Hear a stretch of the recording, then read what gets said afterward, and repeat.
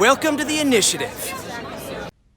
What's up, guys? Welcome to the initiative. Today I have a cool video for you guys. I want to talk about comic books. So this video is going to be about my favorite comic book story that involves each Avenger. Is that a good way to word it? I guess my favorite storyline revolving around each Avenger is probably better.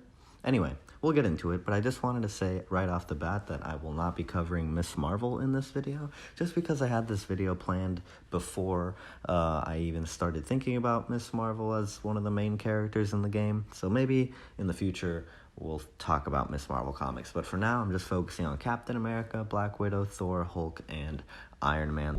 Before we get started, does anyone want to get out? My favorite Captain America story is actually from Daredevil 233. Now, despite being an issue of Daredevil, this is my favorite Captain America story because, and I'll get into it, it revolves around a villain named Nuke, who was created by the government in an attempt to recreate the success of Captain America. And in this issue, Captain America plays a pivotal role in taking him down. In fact, he's the only one able to take him down, and when I say take him down, I mean like he literally throws him out of a window and they fall several stories and he takes him down. But that is not the reason why this is my favorite Captain America story. In reality, this is my favorite Captain America story because it features everything I love about good old Steve Rogers. This issue shows him leading the Avengers courageously and efficiently. To look at this awesome panel where Daredevil is narrating what he thinks of Steve, it's glorious. And then this issue also shows him feeling out of touch in a new and complicated world, which is a classic Steve Rogers trope. But most importantly, it shows him doing this. In case you can't see what's happening on the screen, this image is of Captain America holding a U.S. flag and saying, "I'm loyal to nothing, General, except the dream." What a perfect encapsulation of Cap's values. I love it so much. So Daredevil 233, that's my favorite Captain America story. On to Black Widow. Oh, this is awkward. Black Widow has had a lot of cool miniseries over the years, but her mini from Marvel Knights, the Marvel Knights era in the late 1990s, will always be my personal favorite. Coincidentally enough, this Black Widow series also features Matt Murdock, but that's not why I love it. Alongside giving us our first real introduction to Yelena Belova, this Black Widow series also gives us a really good look at like the human side of Natasha Romanoff. And there's so much more to her than meets the eye, is what I realized when I read this series. She has emotions, and I think that's what separates her from Yelena, for example, and that's what makes her cool. That's what makes her a better spy and a better Black Widow and a hero. Also, the art in this series is just awesome. Plus, it's a short series, it's a quick read, so big recommend. But if I had to narrow it down to one specific issue, I would say go read issue 2 of Black Widow from Marvel Knights in the late 1990s. It's awesome. It's great. I care how you speak.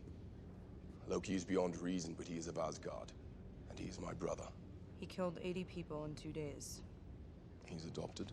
Anyway, third on the list, Thor. So, Thor was really difficult. My Thor pick is interesting because I originally planned on picking Thor number 12 from Thor God of Thunder by Jason Aaron and Nick Klein. And for years, I always considered this my favorite Thor story, but after revisiting it for this video, I found that it no longer really resonated with me. To clarify, the art in this issue is still totally bomb, and the moment between Thor and the death row inmate in here is absolutely beautiful. The rest of Jason Aaron's run is still really great with the God Bomb and the God Butcher, but the rest of this issue, specifically the sequence between Thor and Jane Foster, just does not work for me anymore. And as a result, my true pick for the best Thor story of all time will actually be going to Thor number 380 from the legendary Walt Simonson run on Thor. In Thor 380, Thor fights to the death with Jormungand, the great giant snake from Norse mythology that's supposedly Loki's son, and the prophecy says that Thor will die in this battle. But does he? You'll find out. The battle between Thor and Jormungand, I can't pronounce that. It's one of the best fight. The battle between Thor and this giant snake is one of the best fight scenes in comic book history. It's just the whole issue. It takes up the whole issue. It's this big epic fight, and you get like full page splash page pages of Thor fighting this thing. It's so cool. So you gotta read this. This is like peak Walt Simonson to me. And yeah, I had to add it to the list.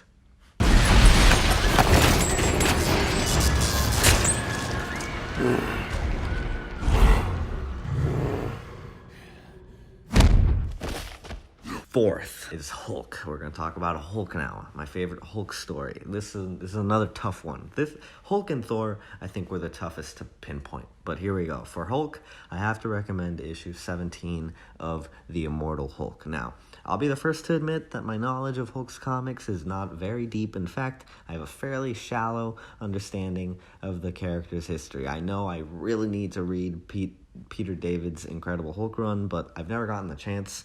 Fortunately, however, I have gotten the chance to read Al Ewing's incredible, pun intended, Immortal Hulk run.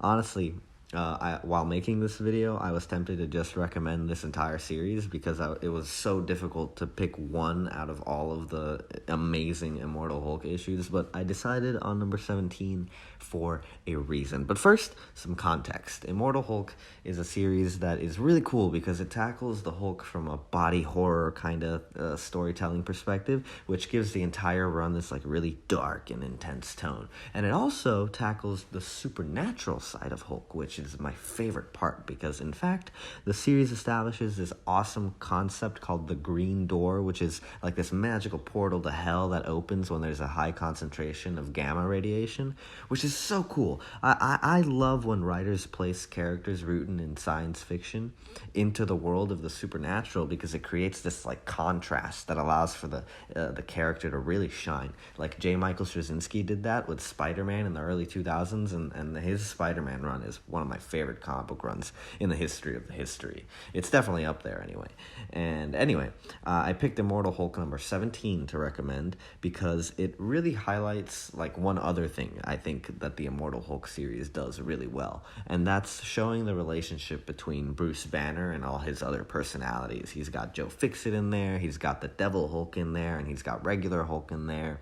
And in Immortal Hulk number 17, it's really cool because we follow Joe Fixit inside of Bruce Banner's body, and he has to survive while being trapped in this government assassin in this secret base.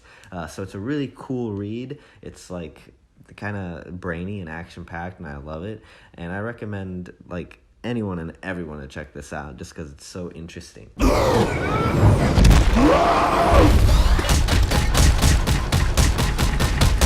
to sleep, go to sleep, go to sleep. We've made it to the end now. We've made it to the end, and though none of the previous stories I've recommended were in any particular order, I have to say that this Iron Man story that I'm about to recommend is my favorite out of this entire video. I made sure to save my absolute favorite for last because, let me tell you, Tony Stark has had some really awesome storylines, and I could go on and on about the Dragon Seed saga or anything by David Michelini, but instead, I will only talk about my all-time favorite Iron Man story, which also doubles as one of my favorite Doctor Doom books, and that is none other than Doom Quest. Now, I admit, this is a totally biased pick because Doctor Doom is my second favorite Marvel character, like second only to Peter Parker. So, as a result, if you put him into any story, I am like 10 times more likely to like it. But straight up, this Iron Man story not only does an awesome job depicting Doctor Doom, but it also shows what I love the most about the Iron Man character, and that is that despite his sci-fi roots, this dude can very easily mesh with any genre, especially the fantasy genre. Dragon Seed also does that, and that's another reason why I love that storyline, but more on that some other time. Today we're talking about Doom Quest, and in Doom Quest, this story is about Iron Man and Doctor Doom traveling back to medieval times, leading an army of knights against each other, and then they work together to return to the future by building a time machine out of nothing but their armor. It's so insane and awesome, and it's illustrated by John Romita Jr., who's like my favorite artist. So if that isn't awesome, I don't know what is. Oh, and at one point, Iron Man battles against Morgana Le Fay's giant like monster magic hawk. So cool. Anyway, Doomquest is 100% one of just my favorite comic books of all time, so it is also my favorite Iron Man book of all time. I completely recommend it. And the story technically starts with Iron Man 149, but you really only have to read Iron Man 150 to get the gist, so. I'm gonna miss these little talks of ours. Not if you don't leave. I have no choice. That is it, guys. Those are all of my favorite comics from each of the individual Avengers. You guys should totally need to check these out. They're so cool. I only showed little glimpses of them so that you still have something to read when you eventually check them out or go buy them. So yeah, thank you for watching. I hope you have a great day, and see you later.